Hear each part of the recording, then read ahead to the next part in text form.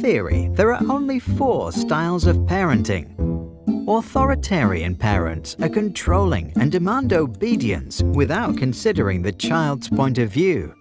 Permissive parents are loving but don't exert any control. There are no rules. Authoritative parents are firm but loving. They encourage independence within limits. Neglecting parents are uninvolved and often uninterested in their own child.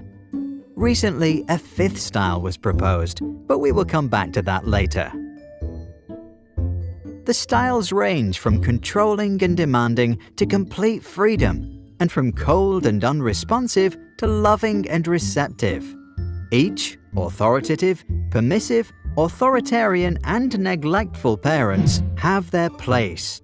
To understand what it means to grow up with parents from each end of the spectrum, we can imagine the lives of 4 children. Sarah's parents are authoritarian. They love their girl, but they believe that strict rules are important to make Sarah become well-behaved and fit into society.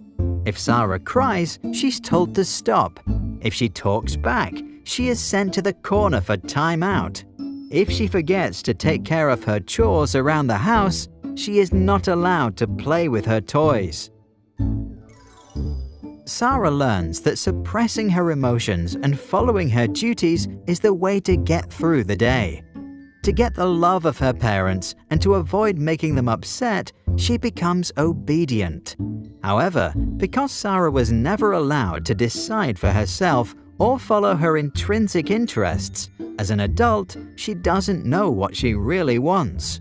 She begins living a life that seems perfect to her parents and society, but might leave her unhappy on the inside.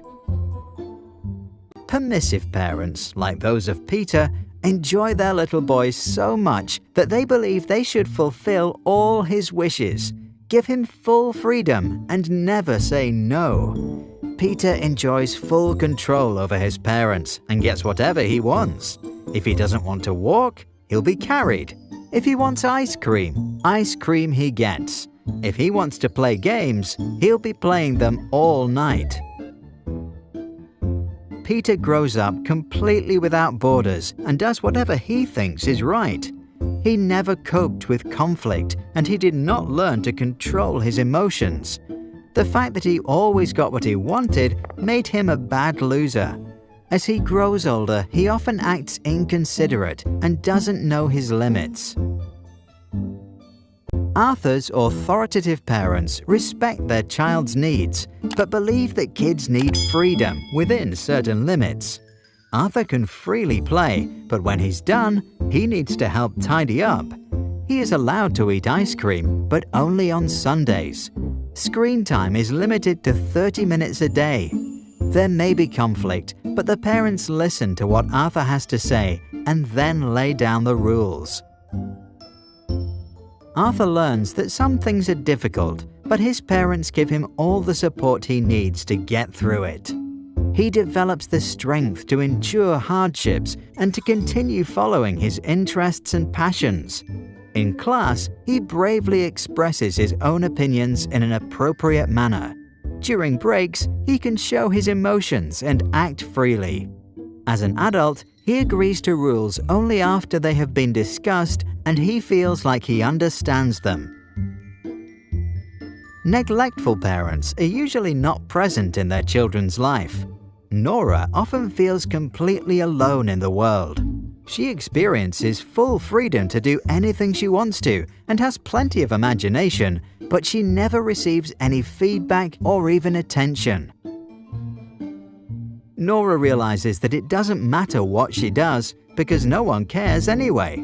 The lack of attention leads to a lack of trust in herself and others. She becomes insecurely attached, unable to form healthy relationships, and develops a negative image of herself. To stop feeling unworthy of love, she tries not to feel anything at all. In recent years, over-involved parents who are present in every aspect of their child's life are often referred to as the 5th style.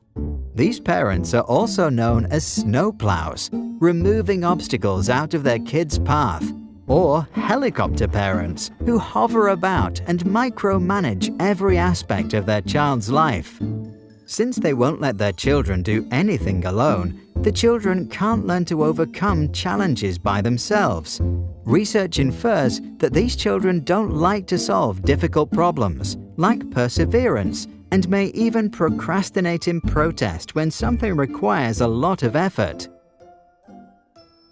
Since most research on parenting is based on self-reports and was done in the US and Europe, it is not clear how strongly the observed effects will hold up in controlled observational experiments or in other parts of the world. The 4 parenting styles were first introduced by psychologist Diana Baumrind. For good parenting, she advised balance of demandingness and responsiveness. Add to that the wise words of Maria Montessori to never help a child with a task at which he feels he can succeed, and parents should do pretty well. What do you think?